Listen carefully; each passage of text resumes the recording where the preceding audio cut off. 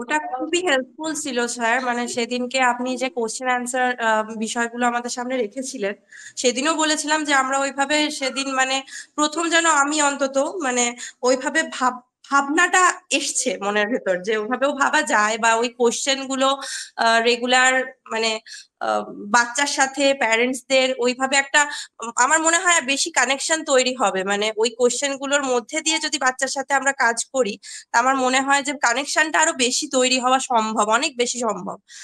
তো চেষ্টা করছি। এখন যেটা হয়েছে এই আপনার সেশনটার পরে, বুট ক্যাম্পটার পরে আমি এই লাস্ট দুটো দিন আহ, ওই কানেকশন বিল্ড আপের চেষ্টাটায় আছি।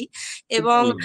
ওর সাথে মানে খেলাধুলা তো আগেও করেছি, কিন্তু পুরোটাই যেন সেই মানে আমি ওকে বলছি এটা করো ওটা, তারপরে ও করছে, যার ফলে ও ক্র্যাঙ্কি হয়ে যেত। এখন এই দুটো দিন আমি চেষ্টা করেছি যে ও যেভাবে খেলছে ওর ফ্লোতে আমিও খেলি, এবং তার ফলে কাজও হয়েছে, মানে সত্যি আমি হাতে নাতে সাথে সাথেই যেন ফলাফল পাওয়ার মতন ব্যাপার।